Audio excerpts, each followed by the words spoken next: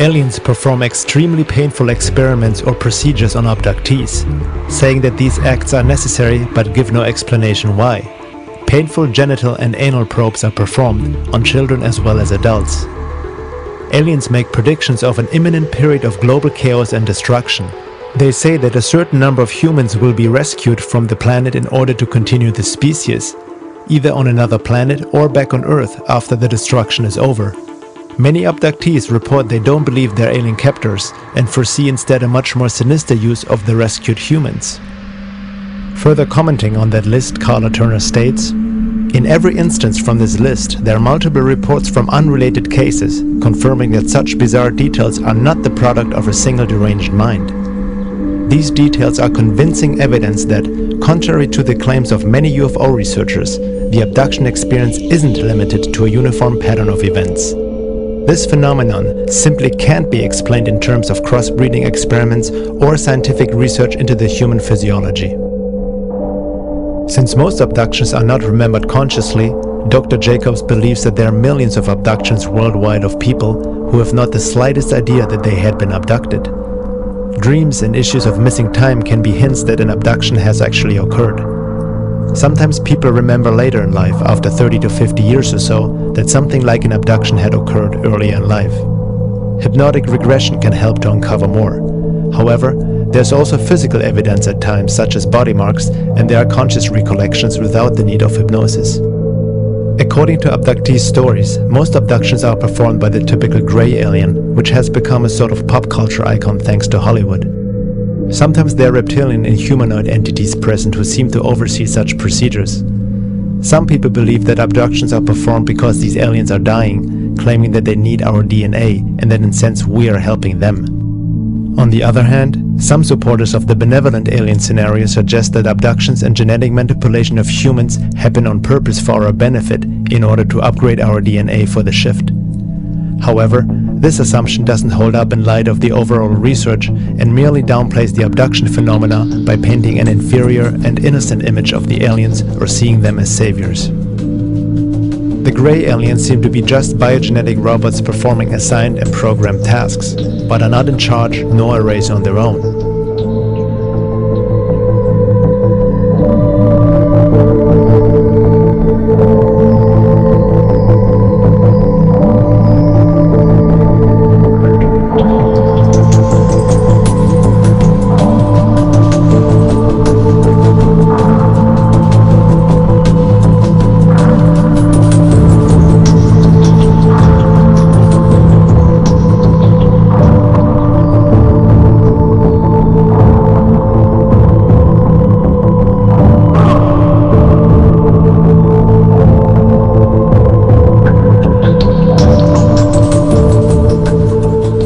Greys have a tiny mouth slit, a resemblance of a nose and ears, but there's no suggestion that they use five sensory perception, eat, breathe, or use speech like humans do.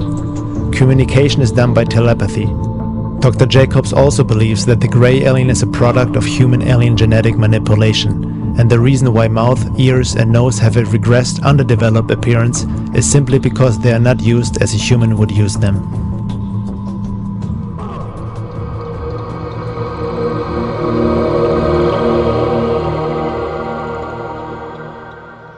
Stanton mentioned the need to hold ourselves to facts in this field, and I think that is extremely important. We should repeat that 10 times a day as we go through the work in this area.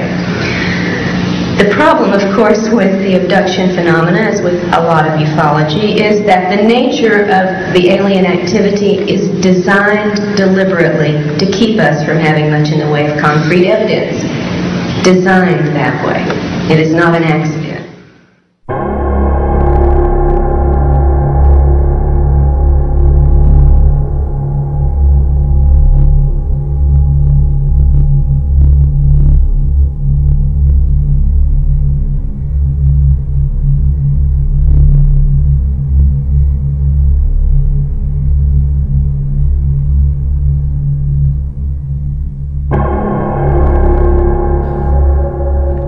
It seems that the secret government and military-industrial complex, which is in possession of alien technology and is involved with these non-terrestrial forces on some level, is not fully in control, but are themselves duped by these visitors.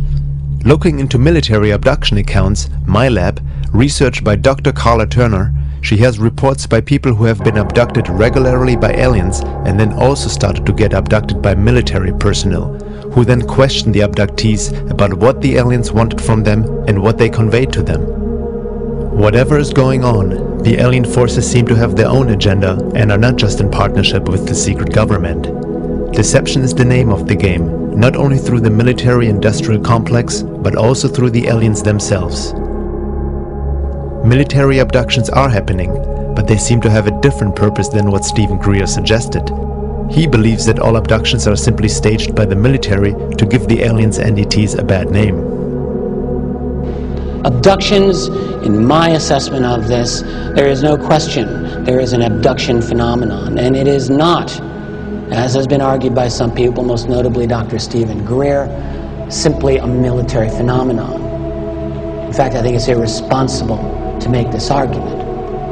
There is something... Yes, you can clap for that. It boggles my mind, to be perfectly candid here, that a researcher can make such a blanket statement. You have a phenomenon that's gone on globally for a long time. You have individuals that are describing highly consistent things in terms of their abduction experience. And I don't know what else it can be other than a kind of religious-like zeal that can cause a person blindly to say the only abductions that occur are military. This I find indefensible. And I think that a careful review of the evidence certainly leads to that conclusion. Abductees and contactees seem to get duped by their alien friends as well, being told they are special and they have certain important functions to perform in the coming future. Some abductees claim that they have given permission for abduction through their unconscious mind and have developed a kind of a Stockholm syndrome, worshipping their abductors. What needs to be kept in mind is that these beings are able to create virtual realities, trigger emotions, and implant thoughts. I believe now that the reported and confirmed details in all of these reports are strong evidence against accepting consciously recalled alien encounter reports at face value because of the illusion capabilities, because of the screens, and because of the virtual reality technology that we have witnessed being manifest by these entities. I believe that if we build our theories on such information, the consciously reported information only, we're building on sand, on illusions that the aliens create for us, and I think to confuse and mislead us. Now, this is not to say, however, that all alien encounters are virtual reality events, because there is also plenty of very strong evidence for the physical nature of many of these encounters. So to be perfectly objective, the definition of abduction would have to include any event or scenario that is generated externally for the targeted person, whether it be a physical encounter, a virtual reality scenario, or a telepathic contact. Some people reported they felt this love when they had a UFO sighting. Well, looking a bit deeper into it all, a supposed feeling of love is by no means an indication that these are benevolent beings, considering they seem to be able to induce emotional states into humans at will. We can easily be emotionally manipulated, and we can be very impressionable beings. Movies are a good example of how sound and vision alone can make us laugh, cry, or be scared, let alone what hyperspace technology might be capable of that is clearly far superior than anything known to man. They can play any scenario to make the abductee feel as if it is a spiritual experience. Hence, many contactees claim these alien beings are benevolent, despite the fact that abductions happen against their free will to begin with. In order to fully grasp the topic of abductions, we need to let go of what we think is or is not possible, while watching our conditioned mind, which tries to explain away such experiences with basic cultural approved psychology or New Age spirituality.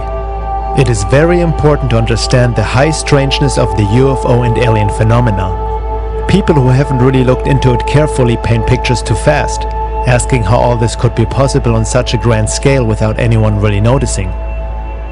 They don't realize that a lot of this is a non-physical phenomena, dealing with a high-intelligence life form who might be a bit smarter than us humans and don't think like a human, that is able to pop in and out of 3D physicality, transcending time and space. They can insert thoughts, memories, emotions, and change appearances, such as past loved ones, Jesus, the Virgin Mary, Santa Claus, a Pleiadian, and so on, depending on the belief system of the abductee. This is further documented in Dr. Carla Turner's books Masquerade of Angels and Into the Fringe. In one case that I recount in Into the Fringe, James had mostly conscious recollections and almost no hypnosis. He remembered being drawn into the proximity of a beautiful Pleiadian woman who was very alluring and tender and almost seductive. She wanted him to come into her embrace.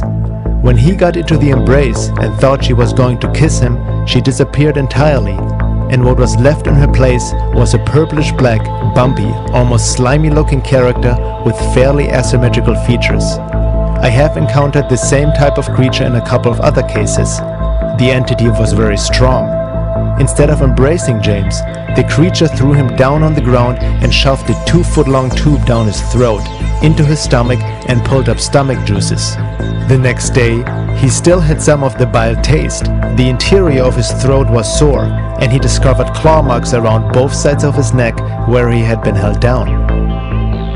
Laura Nadjajic writes in The High Strangeness of Dimensions, Densities, and the Process of Alien Abduction, another disturbing factor that emerged from my research was that these beings, whether demons, vampires, or aliens, seem to have the ability to control our thoughts to a certain extent, our physical bodies, the weather, and even events in our lives.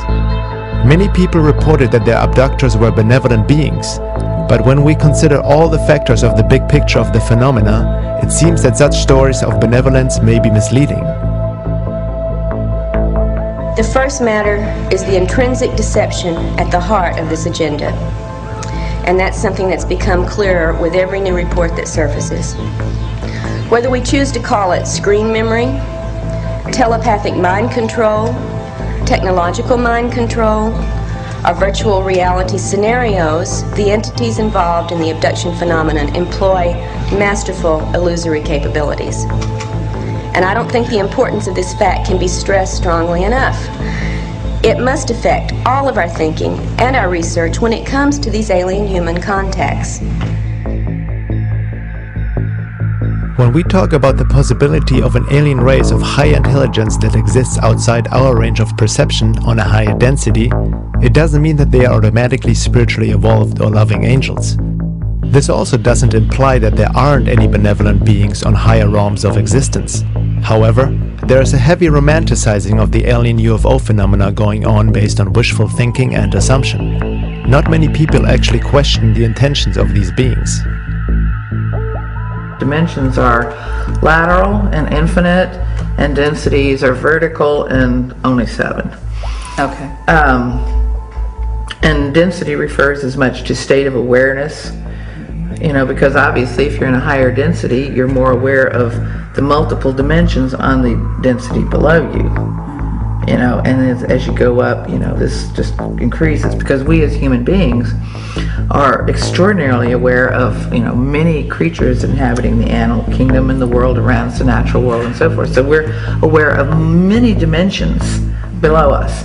And we'd have to say that these higher dimensional or higher density beings have the same perspective on us that we have on, and that's kind of a scary thought, especially if you realize that they may not have your best interest at heart. And just as the farmer has a lot of awareness of the many dimensions of his herd of cows, he knows them very well, because he knows which ones he's going to butcher to have and put in his freezer.